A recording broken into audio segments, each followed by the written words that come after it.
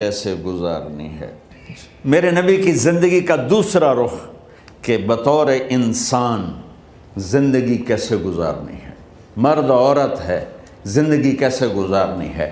پہلا رشتہ جو قائم ہوا دنیا میں وہ ہے خامد اور بیوی، حضرت آدم اور حوا کا نکاح ہوا۔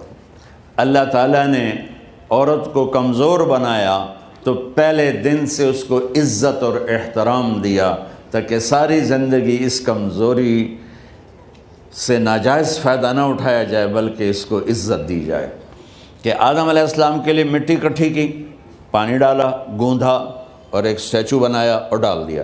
جب وہ خشک ہوا اس میں روح ڈالی اور پھر وہ ننگے بدن تھے، پھر ان کو جنت کے کپڑے پہنائے اور جنت میں ڈال دیا۔ اس کائنات کا حسن بھی عورت سے ہے اور جنت کا حسن بھی عورت سے ہے۔ حضرت آدم علیہ السلام جنت میں، لیکن بابے جی دا دل ہی نہیں لگتا، کلے کلے ہی ٹرے پھر دیں۔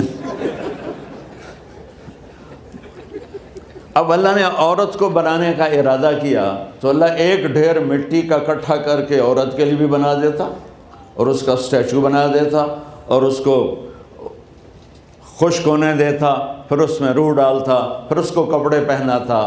آپ حیران ہوں گے، سبحان اللہ، اللہ نے ایسا نہیں کیا۔ آدم علیہ السلام سوئے، آنکھ کھلی تو دیکھا ایک خوبصورت حسین عورت۔ یہ بات اکثر لوگوں کو معلوم ہوگی کہ یوسف علیہ السلام دنیا کے حسین ترین انسان تھے، اور یہ بات شاید کسی کو معلوم نہیں ہوگی کہ دنیا کی سب سے حسین خوبصورت عورت حضرت حوا ہے۔ حوا جن پر بڑھاپا آیا ہی نہیں، 1000 سال کے قریب زندگی گزاری، بڑھاپا نہیں آیا۔ حضرت آدم اور حوا قریب قریب عمر تھی۔ حضرت آدم کی عمر تو کتابوں میں مل جاتی ہے 1000 برس، لیکن حضرت حوا کی عمر کتنی تھی یہ کہیں پڑھنے کو ملا نہیں، اس لیے میں اندازہ کرتا ہوں کہ قریب قریب ہوگی۔ بڑھاپا نہیں آیا، بیماری نہیں آئی۔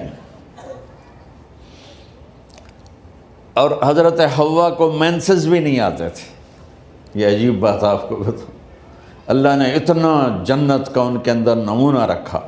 تو جب حضرت آدم کی آنکھ کھلی تو دیکھا ایک حسن کا پیکر، انہوں نے تو جنت ہی بھول گئی۔ کہنے لگے یا اللہ ہن دل ٹھریا جا کے، یا اللہ کون ہے؟ کہ تیری بیگم۔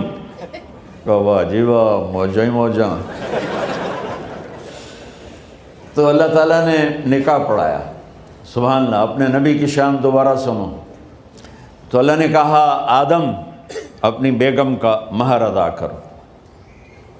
تو وہ پوچھنے لگے کیا مہر ہے؟ دیکھو ایک بات سنو، مہر کسی کی بیٹی کی قیمت نہیں ہوتی۔ $1 ہو یا $1 ٹریلین ہو، بیٹی کی کوئی قیمت نہیں ہوتی۔ یہ ایک نشان ہے کہ اس بچی پر اب یہ جو خامد ہے وہ موت تک خرچہ اس کے ذمہ ہے، بیوی کے ذمہ خرچہ نہیں ہے۔ خامد کما کے لائے گا اور اپنی بیگم کو کھلائے گا، اور بیوی گھر کی ذمہ داری نبھائے گی۔ تو خیر وہ الگ بات چلی جائے گی۔ اللہ تعالیٰ نے کہا کہ مہر ادا کرو۔ کہا جی کیا مہر ہے؟ تو میرے اللہ نے کہا تیری نسل میں میرا آخری نبی آئے گا، اس پہ ایک دفعہ درود پڑھ دے، یہ مہر ہے۔ اچھا، شروع دن سے ہے کہ میں نے قبول کیا۔ قبول کیا کا مطلب ہے کہ میں اس لڑکی کو قبول کر رہا ہوں، اس کی کمیوں کے ساتھ بھی خوبیوں کے ساتھ بھی۔ اور جب لڑکی کہتی ہے سائن کرنا قبول کیا ہے، یا زبان سے کہے قبول کیا ہے، تو یہ اس بات کی گارنٹی ہے کہ میں نے اپنے اس لڑکے کو خامد ہونے کے طور پہ قبول کیا، اس کی کمیوں کے ساتھ بھی، اس کی خوبیوں کے ساتھ بھی۔ اور جو ہی شادی ہو کر ڈولی سسرال کے گھر جاتی ہے تو ٹیسٹ شروع ہو جاتا ہے، کی کر دیے، باندھی کے میں، اٹھیں دی کے میں، بول دی کے میں۔ اور اس میں بہت زیادہ نیگیٹو کردار ہے سسرال کا. کئی لڑکیوں کا کیونکہ ہم نے اپنے نبی کی زندگی نہیں قبول کیا. یہ واجب ہے کہنا قبول کیا، کہ جس میں پیغام ہے کہ اب میں اس کی میں کوئی کمی ہے وہ بھی قبول کروں گی، کوئی خوبی ہے تو سر ماتھے پر. اور لڑکا کہتا ہے کہ میں اسے قبول کرتا ہوں، اس کی خوبیوں کے ساتھ بھی کمیوں کے ساتھ بھی. یہ بات یاد رکھنا، پرفیکشن کبھی تلاش نہ کرنا، پرفیکشن کبھی تلاش نہ کرنا. اللہ نے 100 نمبر نہیں مانگے، 51، ایک نمبر اوپر ہو گیا. گناہ تمہارے 50 ہیں اور نیکی تمہاری 51 ہے، تو اس ایک پر ہم تمہیں جنت میں ڈال دیں. اب کوئی خامد اپنی بیوی میں پرفیکشن دیکھنا چاہے، بیوی اپنے خامد میں پرفیکشن دیکھنا چاہے، ساس سسر اپنی بہو میں، ساس سسر اپنے داماد میں، بھائی اپنے بھائی میں، ماں باپ اپنی اولاد میں، اولاد اپنے ماں باپ میں، جہاں یہ نظر ہوگی تو وہاں لڑائی ہوگی. کمیوں کے ساتھ قبول کرو. قبول کا لفظ اتنا واجب ہے، تو ڈر تو پھر بہ گئی نا.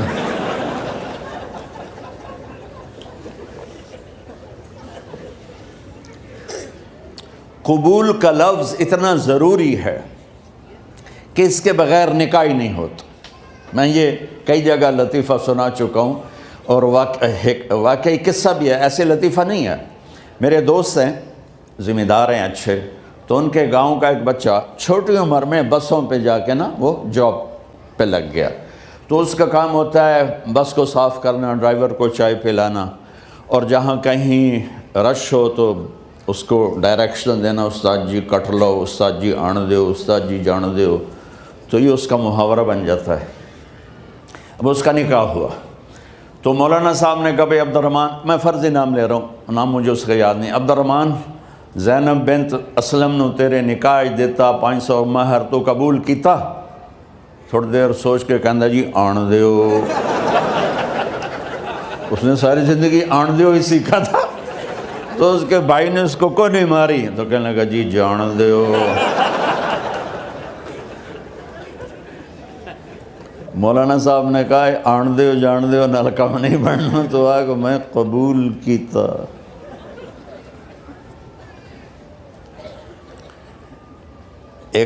یہ بھی صحیح واقعہ سنا رہا ہوں. ایک نوجوان نے بیوی کو 3 طلاق دے دی کٹھی. اب ہو گیا پریشان، مولانا صاحب کے پاس گیا، کوئی میرے جیسا ہوگا. مولانا صاحب 3 طلاق دے بیٹھا، کوئی مسئلہ کا حرام. کہا جی کوئی رستہ حرام، کوئی گنجائش حرام. اس نے جیب سے موٹا سا لفافہ نکالا اور مولانا کے جا نماز کے نیچے ڈال دیا. کہ مولانا صاحب کوئی گنجائش، کہ ہن تو سوچنا ہی پوے. کی آکھیا ہی تو اپنی بیگم نو؟ اس آکھیا جی میں آکھیا ہی 3 طلاق. اس آکھیا مبارک ہوئے طلاق نہیں ہوئی. میں آکھیا جی او کیویں؟ آکھے او جڑا یہ طلاق ہے عربی دا لفظ، اس سے چاکھنا پمدا ہے طلاق.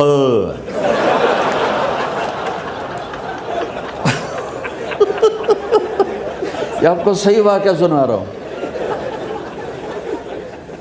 تو تم نے تو چھوٹے کاف کے ساتھ کہا ہے طلاق.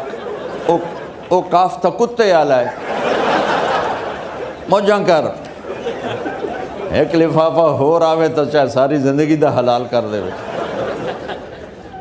لفظ قبول اتنا ضروری ہے. تو میرے نبی نے 11 شادیاں کی، اللہ کی قسم شوق کی نہیں تھی. ما تزوجت وما زوجت الا بوحی من السماء نزل به جبریل. کہ لوگوں سن لو میری بات غور سے، مجھے عورت کی کوئی رغبت نہیں ہے. میں نے جہاں شادی کی، جہاں بیٹی کی شادی کی، پہلے اللہ نے آسمان سے جبریل بھیج کے حکم دیا، پھر میں نے قدم اٹھایا. تو پہلا رشتہ خامند اور بیوی ہے جو اس کائنات میں جڑتا ہے. یہ دنیا کا سارے رشتوں میں نمبر 1 رشتہ ہے، سب سے خوبصورت رشتہ ہے، سب سے اہم رشتہ ہے، سب سے بڑا رشتہ ہے۔ والدین کے لیے چند آیات ہیں، اولاد کے لیے چند آیات ہیں، بہن بھائیوں کے لیے چند آیات ہیں، خاوند اور بیوی کے لیے سینکڑوں آیات ہیں، سینکڑوں۔ تو اگر آپ اپنے گھروں میں کامیابی دیکھنا چاہتے ہو، اپنے گھر کو ہاؤس کی بجائے ہوم دیکھنا چاہتے ہو، خوشی کا اگر آپ اسے گہوارہ بنانا چاہتے ہو، اللہ کی قسم ڈگریوں سے نہیں ہوگا، محبت سے ہوگا۔ میرے نبی سے پوچھا گیا یا رسول اللہ اسلام کا سب سے مضبوط عمل، نہیں، میرے نبی نے سوال کیا، بولو بھائی اسلام کا سب سے مضبوط عمل کیا ہے؟ صحابہ نے کہا نماز۔ نہیں، سبحان اللہ، ابھی میں نماز کی کتنی اہمیت بتا چکا ہوں۔ انہوں نے عرض کیا جہاد، آپ نے فرمایا نہیں۔ تو صحابہ نے عرض کیا روزہ، آپ نے فرمایا نہیں۔ اللہ اکبر۔ کہ یا رسول اللہ حج، آپ نے فرمایا نہیں۔ تو سارے صحابہ حیران ہو گئے، یا رسول اللہ نماز، جہاد، روزہ، حج، تو پھر کیا ہے؟ اب سننا سارے بہن بھائی، مستورات، بچے بچیاں، آپ نے فرمایا اسلام کا سب سے مضبوط اور بڑا عمل ہے آپس میں اللہ کے لیے محبت کرنا۔ اگر آپ اپنے گھروں میں حسن دیکھنا چاہتے ہو تو ایک دوسرے سے محبت کرو، اظہار محبت کرو، اور محبت کے پیدا ہونے کے لیے بہت ساری چیزیں ہیں، لپیٹ کے 2 میں کر لیتا ہوں، 2 میں۔ بیوی کی خوبی دیکھو، کمی نہ دیکھو، خاوند کی خوبی دیکھو، کمی نہ دیکھو، پہلی بات۔ دوسری بات، اس زبان سے زہر نہ اگلو محبت کے پھول، اس زبان سے کڑوے جملے نہ ہوں، طنز نہ ہو، ٹانٹنگ نہ ہو، بےعزت نہ کرو، انسلٹ نہ کرو، تو آپ کے دل جڑ جائیں گے۔ یاد رکھو شکلوں سے زندگی آباد نہیں ہوتی، زندگی اخلاق سے آباد ہوتی۔ تو اپنے گھر سے ٹانٹنگ نکال دو۔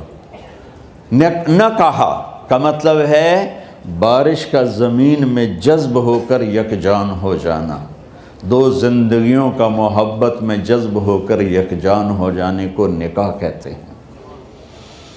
نہ کہا آنکھوں میں نیند کا اتر کے سلا دینا، نہ کہا خاوند اور بیوی کا ایسی محبت دینا کہ چین کی نیند آ جائے، نہ کہا اعتماد کرنا، بھروسہ کرنا، خاوند بیوی پہ بھروسہ کرے، بیوی خاوند پہ بھروسہ کرے۔ اے نوے لوک کے فون چیک ہو رہے ہوئے، کال کتنے کی تھی، کال کتنے کی تھی۔ عزت دو، اعتماد کرو۔ چوتھا مطلب درخت کا چھاؤں بنا دینا، نہ کہا میاں اور بیوی، خاوند اور بیوی کا محبت کی ایسی چھاؤں بنانا کہ اس کے نیچے اولاد کا پودا خوبصورتی سے پیدا ہو سکے۔ نہ کہا، صرف لفظ نکاح کے مطلب بتا رہا ہوں، نہ کہا مریض کو، کدھر ڈاکٹر بیٹھے ہیں، میرے سامنے بیٹھے ہیں، مریض کو دوا ایسی دینا کہ وہ شفا یاب ہو جائے، آپس کے ایسے تعلق بنانا کہ زندگی کو شفا مل جائے۔ میرے بھائی بہنوں، میں آپ کو اپنے نبی کی زندگی بتا رہا ہوں۔ میرے نبی نے 11 شادیاں کی، اللہ ذوالجلال کی قسم، صرف ہمیں زندگی سکھانے کے لیے کہ گھر کی زندگی کیسے ہوتی ہے اور اولاد کو کیسے پالا جاتا ہے۔ اب لوگ کیا مجبوریاں ہیں کہ عورت بھی جاب کرتی ہے، مرد بھی جاب کرتا ہے۔ عورت کی سب سے بڑی جاب اپنی نسل کو پالنا ہوتا ہے۔ جب یہاں ٹائم نہیں ملتا بچے کو، نہ ماں سے ملتا ہے نہ باپ سے ملتا ہے، تو پھر وہ جنگل کا پودا بن جاتا ہے۔ یہ تو وینکوور ہے، فیصل آباد کی بات سناتا ہوں۔ میرے بچے جس اسکول میں پڑھتے تھے ان کے پرنسپل سے میری دوستی تھی، میں ملنے گیا ایک دن، تو کہنے لگے جی عجب واقعہ ہوا ہے کہ یہاں 2 بچے پڑھتے ہیں، ان کی ماں بھی ڈاکٹر ہے اور باپ بھی ڈاکٹر ہے، تو وہ دونوں آئے ہیں میرے پاس کہ ہمارے بچوں نے 3 دن ہو گئے ہیں گھر میں کھانا نہیں کھایا، تو ہم پریشان ہیں، ہمیں بتاتے نہیں، کائنڈلی آپ پوچھ کے بتائیں کہ وہ کھانا کیوں نہیں کھا رہے۔ ایک باری کر کے بھی دکھا دو.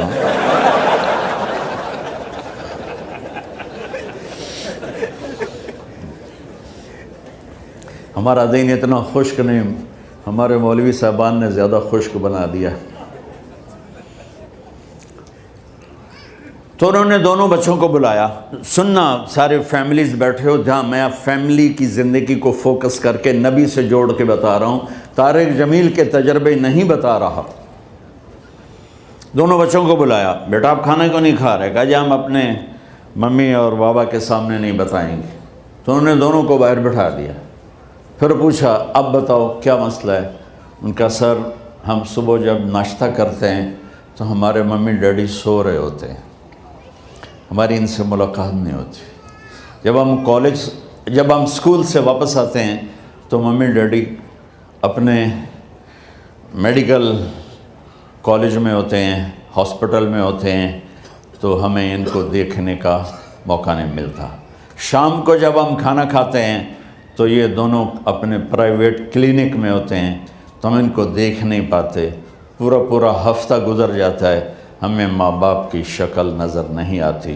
تو ہم نے اسٹرائک کی ہے کہ ایسے ماں باپ کی روٹی کیا کھانی جو اپنی شکل بھی نہ دکھا سکیں. تو اس لیے ہم نے کہا ہم نے بائیکاٹ کیا ہے، گھر میں نہیں کھانا ہے. تو ایسی لائف مت بناؤ. یہاں ایک بہت بڑا چکر شیطان دیتا ہے، بڑی گاڑی لے لو، $100 کی قسط تو ہے، اور بڑا گھر لے لو، $200 یا $100 کی قسط تو ہے. پھر میاں بھی کام کرے، بیوی بھی کام کرے، جو کہ بڑا گھر باقی رہے، تو خوشیاں تو مٹ گئیں. جو ڈبل جاب کرے گا، پھر ڈبل جاب کرتے ہیں. ڈبل جاب کرنے والا بیچارہ تھکا ہوا ذہن لے کے آتا ہے، وہ کیسے ٹائم دے گا اپنے بچوں کو خوشی کے ساتھ؟ جو ماں جاب کر کے آئے گی پھر کھانا پکائے گی، وہ جب اتنی تھک جائے گی تو اپنے بچوں کو کھلا ٹائم کیسے دے سکے گی؟ پوری کائنات کی ذمہ داری تھی میرے نبی کے سر پر، اور آپ اس کے باوجود روزانہ حسن حسین کے لیے وقت نکالتے تھے. اور انہوں کو آ کر کوئی لیکچر نہیں. دیکھو ماں باپ سے ایک بات کرتا ہوں، لیکچر تھوڑا دو، محبت زیادہ کرو. یہ نہ کرو، یہ کیوں کیا، یہ کرو، یہ کرو، یہ چھوڑ کر صرف سینے سے لگاؤ، صرف محبت دو. کمیوں سمیت بچوں کو قبول کرو، ان کی زندگی تبدیل ہو جائے گی. اتنے بڑے نبی، اتنی بڑی ذمہ داری، اور اتنا درد سینے میں کہ آپ کے سینے سے ایسے ابلنے کی آواز آتی تھی جیسے ہانڈی ابلتی ہے. اس کے باوجود آپ روزانہ کہتے این اللقا، میرے شرارتی بچے کدھر ہیں؟ تو وہ بھاگے بھاگے آتے. دیکھو میں فزیکل کر کے بتاؤں گا تاکہ آپ کو پتہ چلے زندگی کیسے گزاری. کہ میرے شرارتی بچے کدھر ہیں؟ 7 بر اعظم کی ذمہ داری ہے. اور تھوڑی چھوٹیاں جابن تو تسی کہتے ہو بزی بڑے ہیں. میرے نبی پہ 7 بر اعظم کے انسانوں کی ذمہ داری ہے، اور آخری آنے والے انسان تک کی ذمہ داری ہے. اس سے بڑی جاب کس کی ہوگی کائنات میں؟ اور پھر آپ روزانہ آتے ہیں این اللقا، میرے شرارتی بچے کدھر ہیں؟ تو حسن حسین بھاگے بھاگے آتے. آپ ان کے لیے یوں ہو جاتے تھے، آؤ بھائی میری کمر پہ چڑھ جاؤ. اپنے نبی کی عظمت کو جانو کہ انہوں نے زندگی کیسے سکھائی. چاند کے 2 ٹکڑے کر دینا کوئی معمولی بات ہے، آسمان چیر کے چلے جانا معمولی بات ہے، ایک زندگی سکھا کے جانا سب سے بڑی بات ہے. کتنی اولادیں برباد ہو گئی ماں باپ کی وجہ سے، کتنے گھر اجڑ گئے ساس سسر کی وجہ سے، کتنے گھر اجڑ گئے لڑکی کے بدتمیز ہونے کی وجہ سے، کتنے گھر اجڑ گئے لڑکے کے شرابی اور باہر کی گندگی کی وجہ سے. زندگی سیکھو. یہ اتنے بڑے نبی ہو کر آپ یوں ہو رہے ہیں جیسے میں نے آپ کو کر کے دکھایا. دونوں کو اوپر بٹھا لیتے اور کمرے میں چکر لگاتے تھے، پھر یوں کر کے پوچھتے تمہارا اونٹ کیسا ہے؟ پھر دونوں کو اتار دیتے اور اپنی نواسی زینب، جن کو حضرت علی کی وراثت ملی کس کی؟ علم کی، فصاحت اور بلاغت کی، ان کو کمر پہ بٹھا لیتے اور اکیلی زینب کو پورے گھر میں چکر لگواتے تھے۔ اور بھی دکھ ہیں زمانے میں محبت کے سوا، راحتیں اور بھی ہیں وصل کی راحت کے سوا، کیا صرف کمانا ہی کام ہے؟ ادھار کی زندگی سے بچو، خوش و خرم رہو، اس کو قسط دینی ہے، یہ قسط دینی ہے، یہ قسط دینی ہے، یہ دینی ہے، سر میں درد نہیں ہوگا تو اور کیا ہوگا؟ تو آپ اتنے بڑے عظیم ہو کر وقت نکال رہے ہیں، اور حضرت ابو ہریرہ فرماتے ہیں میری آنکھوں نے دیکھنا سارے کہ آپ نے کبھی حسن کبھی حسین، یہاں جیسے مائیں کرتی ہیں ادھر کھڑا کیا ہوا ہے اور جھولا جھلا رہے ہیں ایسے، اور ان کے دونوں ہاتھ پکڑ کر کہہ رہے ہیں آ جاؤ اوپر آ جاؤ، اوپر آ جاؤ، آگے پہاڑی ہے، اوپر آ جاؤ، آگے پہاڑی ہے، تو ایسے ایسے آتے، اور اوپر آؤ، وہ یہاں آ جاتے، آگے آؤ، وہ یہاں آ جاتے، آگے آؤ، وہ یہاں آ جاتے، تو پھر آپ یوں ہو جاتے، آگے آؤ، تو چڑھتے چڑھتے یہاں آ جاتے، وہ یہاں آ جاتے، تو آپ ان کے ہاتھ فکس کر کے آگے بڑھ کر ان کے ہونٹوں کا بوسہ لیتے اور کہتے یا اللہ میں ان سے پیار کرتا ہوں، تو بھی ان سے پیار فرما۔ بھائیو اللہ کی قسم، پیسے سونے چاندی سے زندگی میں خوبصورتی نہیں آتی، نبی کی غلامی سے زندگی میں خوبصورتی آتی ہے۔ اتنے بڑے نبی ہیں اور حضرت عائشہ سے کہہ رہے ہیں دوڑ لگائیں۔ یہاں کسی مولانا سے پوچھو اپنی بیوی سے کبھی کہا اس نے کہ دوڑ لگائیں؟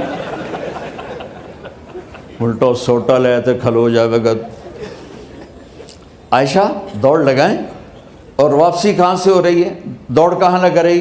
جہاد کے سفر سے واپسی ہو رہی، اور آپ نے اپنے صحابہ سے کہا سب آگے چلے جاؤ۔ جب سارے آگے چلے گئے اور کوئی نظر نہیں آ رہا تو آپ نے کہا عائشہ آؤ دوڑ لگائیں، تو حضرت عائشہ کہتے ہم نے دوڑ لگائی تو میں آگے نکل گئی لیکن ابھی پیچھے رہ گئے۔ کچھ سال گزرے تو پھر ہم سفر سے واپس آ رہے تھے تو آپ نے صحابہ سے فرمایا سب آگے چلے جاؤ، چلے گئے۔ آپ نے کہا عائشہ دوڑ لگائیں؟ کہ جی لگائیں۔ کون دنوں میں ذرا موٹی ہو گئی تھی تو پھر اللہ کے نبی آگے نکل گئے، میں پیچھے رہ گئی، تو آپ نے کہا عائشہ ہاذہ بتلک، آج تو اور میں